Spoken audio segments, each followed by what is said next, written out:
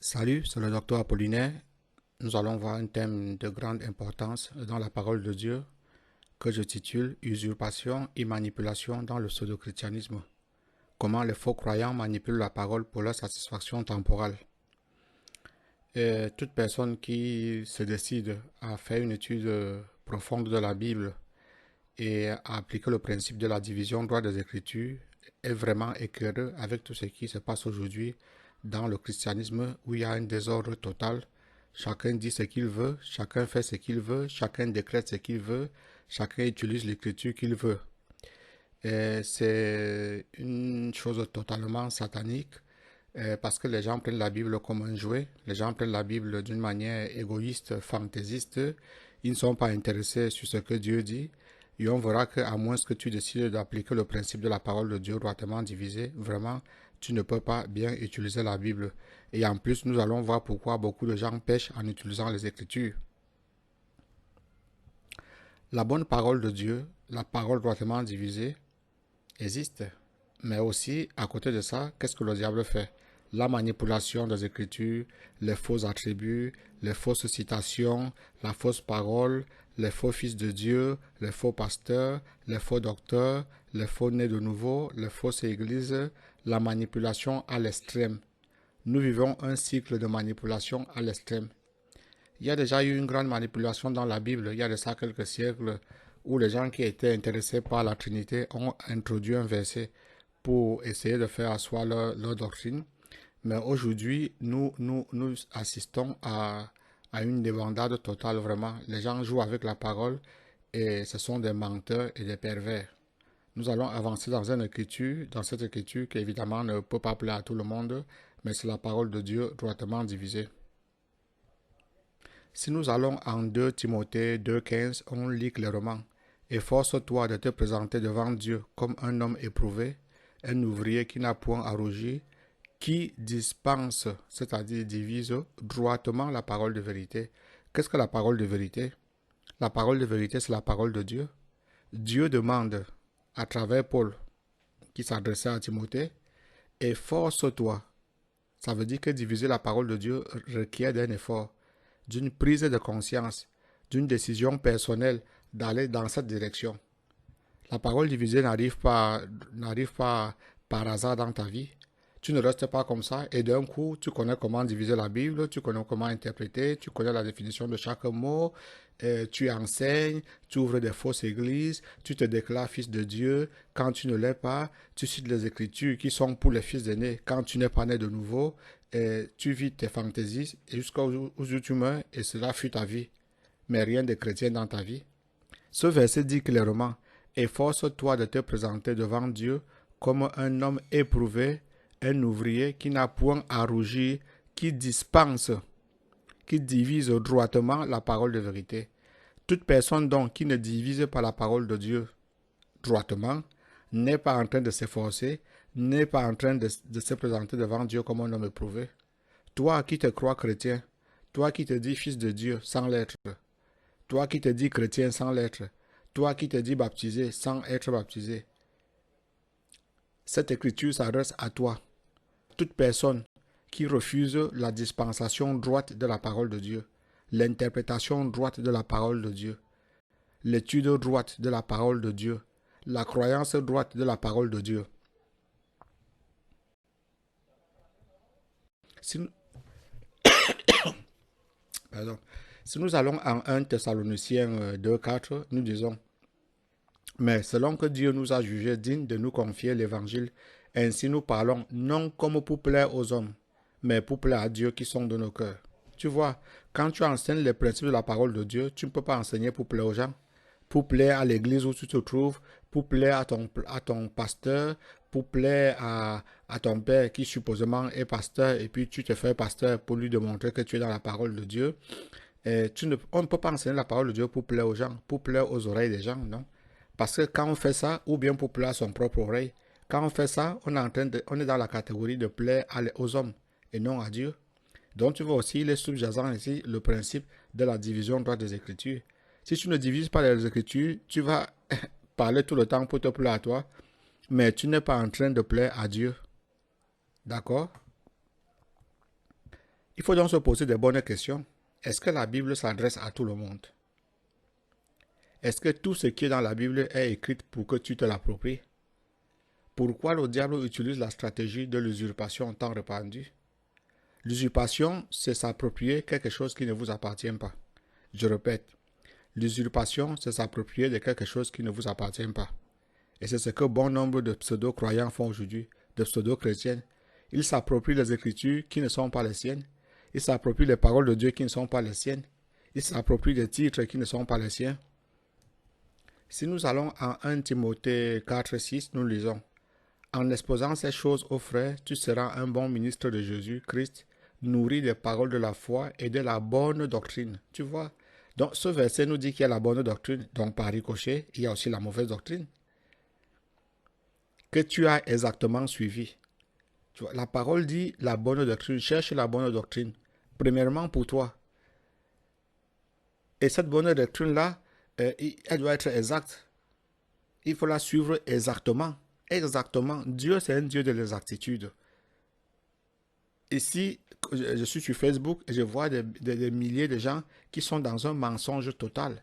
Ils vous écrivent des incohérences, ils vous disent qu'ils sont fils de Dieu quand je vois qu'ils ne sont pas fils de Dieu. Pas parce que je dis, mais parce que j'ai la connaissance des Écritures pour savoir si quelqu'un est fils de Dieu. C'est ça. Ils vous disent qu'ils sont fils de Dieu, ils vous disent qu'ils ont une église, ils vous disent qu'ils sont filles de Dieu, qu'ils sont serviteurs de l'Éternel, qu'ils sont patata, patati, patata, patati, patata, patati, patata. Ils sont dans leur cinéma jusqu'à leur mort. Et cela fut leur vie. Mais il n'y a pas une décision de chercher la bonne doctrine, de faire exactement, suivre exactement, chercher les exactitudes de la parole de Dieu. Sans les exactitudes de la parole de Dieu, tu n'es pas un bon combattant. Peu importe ce que les autres déclarent autour de toi. Sans les actitudes de Dieu, tu ne peux même pas naître de nouveau. Et c'est pour ça qu'il y a sur 100 personnes qui disent qu'ils sont nés de nouveau, peut-être 1 ou 2 sont nés de nouveau. Le reste sont dans la farce, dans la manipulation. Ils se trompent eux-mêmes. Elles se trompent eux-mêmes. Non? Il n'y a pas de parole de Dieu authentique sans les attitudes. Je répète, il n'y a pas de parole de Dieu authentique sans les attitudes. Sinon, la parole de Dieu ne serait pas la vérité. Si tu crois que chacun peut prendre la Bible, prendre le verset qui l'intéresse, rafistoler avec notre verset, se l'approprier et dire « je suis fils de Dieu », ce serait aussi facile, non? On appelle ça du cinéma. Dieu se moque de ça. Je répète, Dieu se moque de ça. Tu dois chercher la parole de Dieu droitement divisée. Et c'est ce que tu dois appliquer à ta vie sans complaisance. Et c'est ce que tu dois appliquer à la vie des autres sans complaisance. Mais ce n'est pas ce que nous voyons aujourd'hui. Aujourd'hui, les gens vont dans le livre des Épîtres, ils vous prennent n'importe quel verset, ils se l'approprient. Le livre des Épîtres, il faut ça. Chaque livre de la Bible a un destinataire. Je répète, un destinataire. Chaque livre de la Bible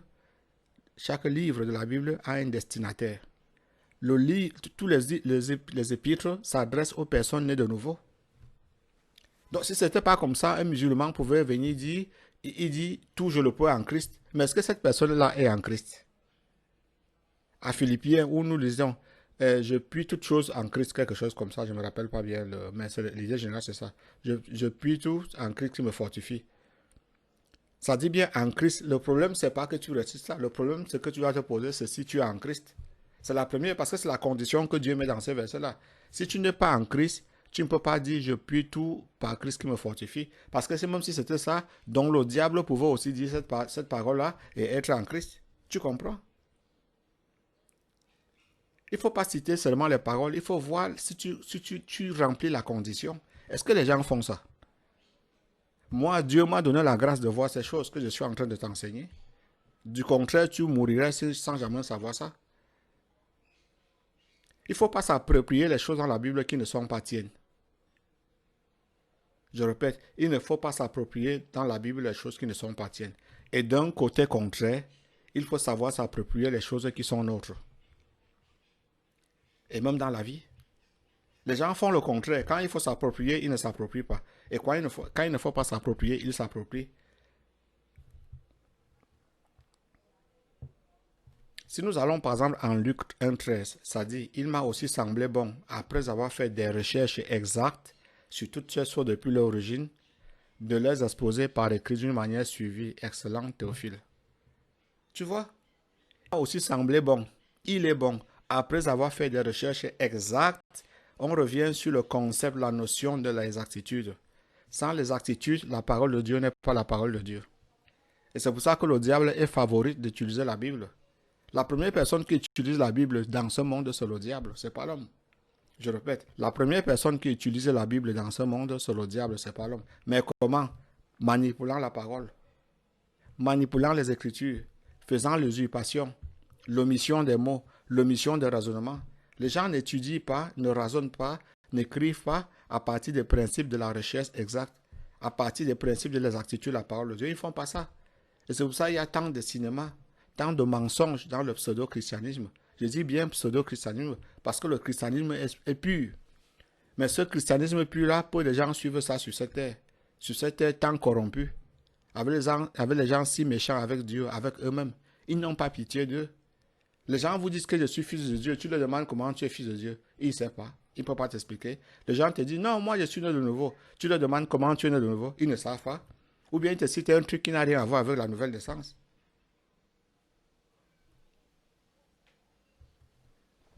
Si nous allons en Proverbe 22, 21, nous lisons pour t'enseigner des choses sûres.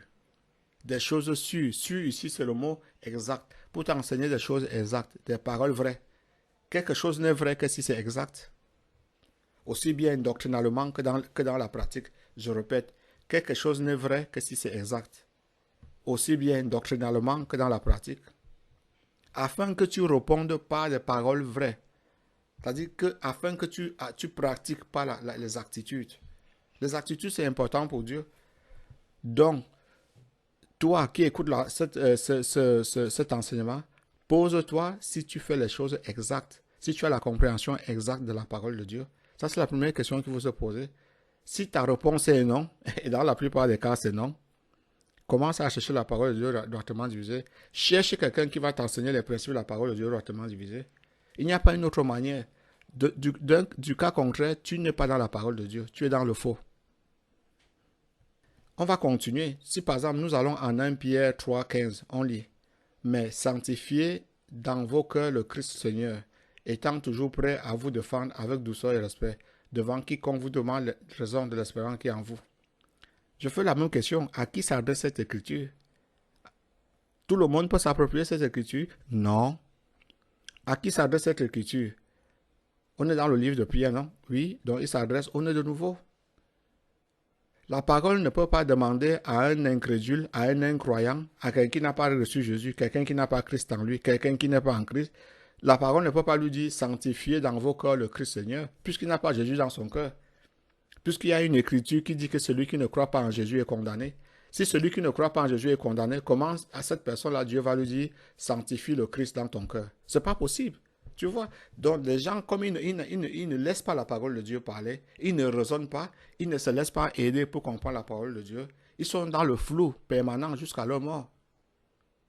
Toute personne donc qui cite cette écriture sans être né de nouveau est un menteur.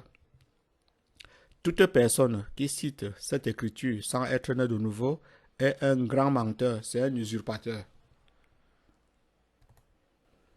On voit un autre cas, par exemple en Romains 8, où nous lisons, je crois que c'est Romains 8, 2, quelque chose comme ça. Il n'y a donc maintenant aucune condamnation pour ceux qui sont en Christ.